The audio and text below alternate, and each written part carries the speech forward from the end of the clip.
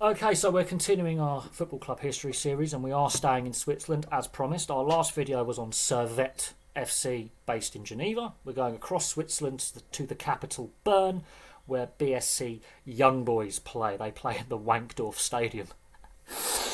I know the banter behind this. They're called Young Boys and they play in the Wankdorf. You just couldn't make up that just irony of that. But the Wankdorf Stadium seats 32,000. It's a very big stadium by Swiss standards. And Young Boys are a very successful club by Swiss standards. They have periods of dominance and then lengthy down spells and then periods of dominance. They're a very interesting side when you look at their trophy cabinet and when they're winning trophies and when they are dominant, and then you look at their lengthy dry spells. So they're an up and down side in regards to trophy hauls. They also made a European Cup semi-final way back when in the 58-59 season. Nearly made a European final. Now, the European Cup today is known as the Champions League, but they were a very, very good side in the 50s, a very dominant side in the 50s as well. So let's have a look at their foundation. Founded in 1898 as just FC Young Boys. This is a play on the name of the Zurich Old Boys Club. They decided to go, well, they're called the Old Boys. We're the new club. We'll call ourselves the Young Boys. It's in 1925 they changed the name to the current name, which is the Berner Sport Club Young Boys, which is where the BSC comes from.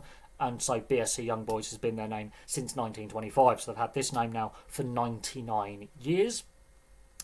In total, they've won 16 Swiss SuperLeague titles, 8 Swiss Cups, 1 Swiss Super Cup, 1 Swiss League Cup, and of course that European Cup semi-final. Very successful side. But as I said, there are spells of dominance, and then there's lengthy dry spells where they win nothing, and then dominant spell, and then again nothing, and then dominant spell. It's very interesting how they go up and down in regards to their trophy cabinet and the dates they win. Silverware, it's very, very noticeable. So let's start with their league titles. They're a successful side pretty much straight away. The first couple of decades in existence, they win a lot of league titles.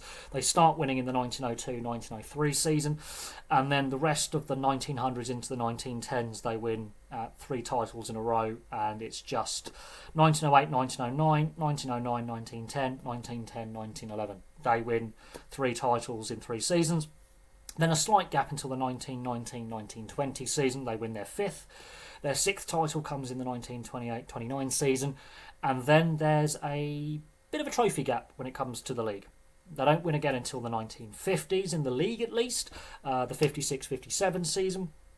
Then they dominate the 57-58 season, the 58-59 season, the 59-60 season. They go on a dominant spell for a few years there.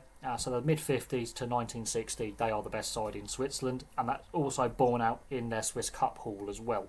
But then they don't win again until the mid-80s, the 85-86 season. So there's again another lengthy spell, no silverware in the league at least.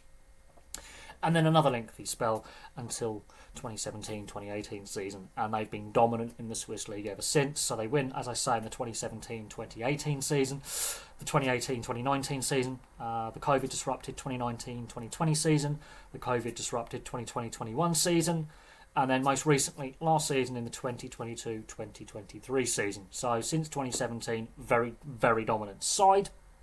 So they've won 16 league titles. But as you can see, they go through periods of dominance, lengthy dry spell, period of dominance, lengthy dry spell, period of dominance, with the odd trophy interspersed when they're not a dominant side. Swiss Cup is, again, pretty similar, actually, when you look at where their trophies are coming from. So the 29-30 season, they won the league title the season before. The 44-45 season, their only trophy in the 40s. The 52-53 season before they begin their really dominant spell in the 50s. The 57-58 season, that's a League and Cup double. The 76-77 season, very down spell for the club, but they win a trophy there. The 86-87 season, they won the league the season before. And then they don't win the Swiss Cup again until the 2019-2020 season, League and Cup double. And then the 2022-2023 season, League and Cup double. So they've won 8 Swiss Cups. Swiss Super Cup 1986, Swiss League Cup 1976. So the 90s weren't very successful, the 60s weren't very successful, most other decades they tend to get trophies. The European Cup, they were semi-finalists, as I say, in the 58-59 season. So this Young Boys club, BSC Young Boys, as I say, you look at their trophy cabinet and you can see when they're a good side, and then you can see when they're an average side, and then they're a good side again, then an average side again, then a good side again. Very, very noticeable that when they win Swiss Cups, they're generally winning the Swiss League, and when they're winning the Super Cup and League Cup, again, they're generally having success in either the Cup competition or the League. They are feast or famine. At the moment, they're feasting. So their dominance recently, a bit like Man City in the English Premier League. And what I've discovered so far looking at all the Swiss clubs in preparing my research and choosing which club to choose next, the clubs that I've chosen so far, you can see that the league titles are distributed around. The Swiss Cups are distributed around. The League Cup, the Super Cup. You can see that it's a very, very competitive league with some pretty dominant sides. We've looked at the most successful. We're going to look at some of the other clubs in Switzerland, and you're going to see even some of the lesser clubs have won titles and have silverware. So it's a more competitive league than people realise. Is it the most competitive league in Europe? Probably not. You can see that all the clubs we've looked at have had very dominant spells in their history. And then some lengthy dry spells, like Servette and Grasshopper, for example, haven't won the league title in quite some time. But overall, they've got a lot of trophies. And then clubs like Young Boys have spells of dominance, lean spells, spells of dominance, and lean spells. So there we go. There's a brief history of BSC Young Boys from Bern. Very successful club, as I say. And of course, they historically made that European Cup semi-final back in the 58-59 season.